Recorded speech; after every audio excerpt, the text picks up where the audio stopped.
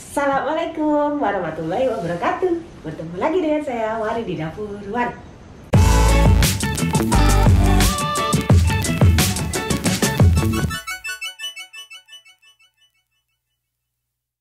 Ya, kali ini saya akan mengajak teman-teman untuk sharing bersama. Sharing mengenai bagaimana kita menanggapi macam-macam customer yang kita jumpai seperti itu. Sebelumnya maaf kalau suara saya agak aneh karena saya habis batuk. Maaf. Jadi untuk tipe-tipe yang nggak usah pertama, kedua, ketiga ya. Jadi ada salah satu customer yang biasanya yang paling banyak adalah meminta potongan harga. Biasanya kan kita sudah kasih terus, bisa kurang nggak mbak, seperti itu.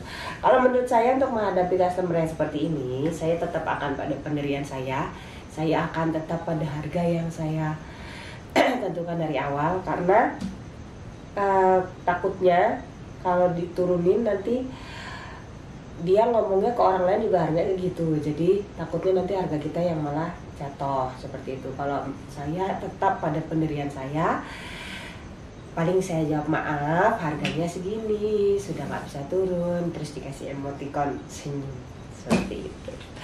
Lalu kemudian ada customer lagi yang biasanya requestannya itu banyak ya, requestannya banyak. Saya mau yang tingginya segini, warna depannya segini, nanti hiasannya seperti ini, nanti di bawahnya tulisannya seperti ini dan ini yang banyak seperti itu.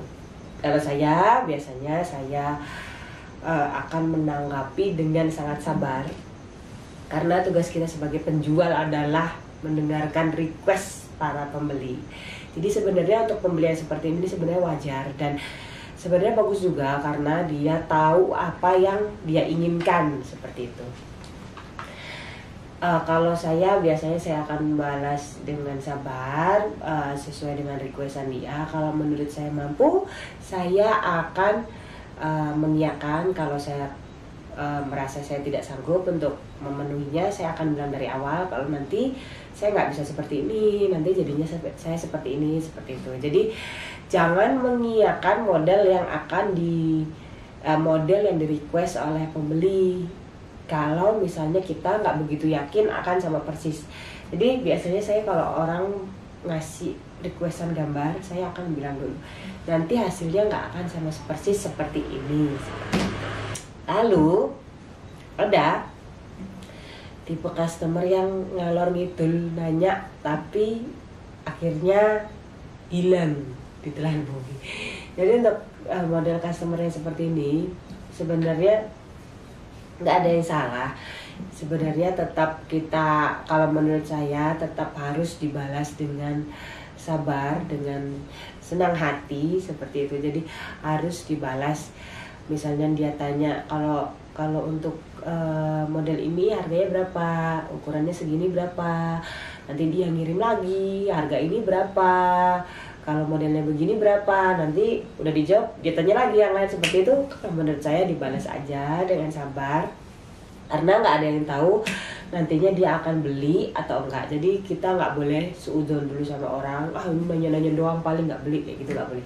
Jadi menurut saya sebagai penjual itu, kita itu harus menurunkan ego kita dan emosi kita. Jadi saya itu memegang itulah prinsip pembeli adalah raja. Jadi saya akan menghadapi customer saya itu seperti mereka adalah seorang raja, seperti itu. Lalu ada customer yang maunya itu diantar, nggak mau ngambil sendiri. Kalau menurut saya, kalau misalnya pada hari itu saya ada garapan banyak, biasanya saya akan bilang saya nggak bisa ngantar, saya cuma bisa COD depan gang rumah saya, seperti itu. Tapi kalau misalnya saya merasa saya bisa mengantar, maka saya akan iakan, tapi dikenakan ongkir. Jadi kalau misalnya teman-teman itu usaha rumahan seperti saya, pasti kebanyakan itu nggak enak ya kalau meminta ongkir ya. Tapi kalau menurut saya ongkir itu tetap harus diminta. Kenapa? Karena harga kue itu tidak termasuk dengan harga pengantaran seperti itu. Kalau misalnya teman-teman itu tahu, misalnya si mbak ini biasanya beli di saya dan dia biasanya minta antar rumahnya sebelah sini gitu.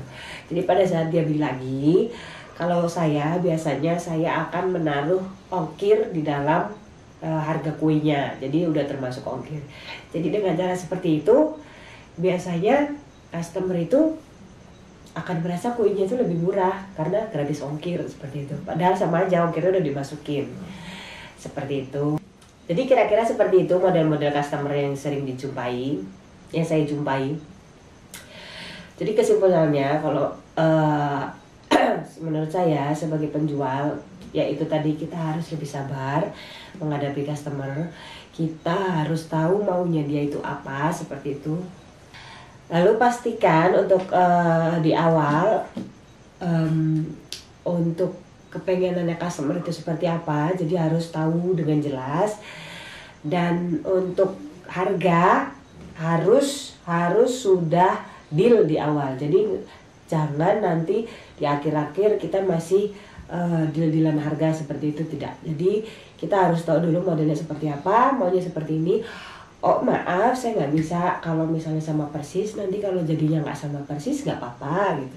Kalau dia bilang nggak apa-apa, oke, saya bikinkan untuk pengiriman mau diantar atau enggak. Kalau pengiriman diantar sebelah mana, kalau misalnya diongkir mau apa enggak, nanti totalnya seperti ini, seperti itu.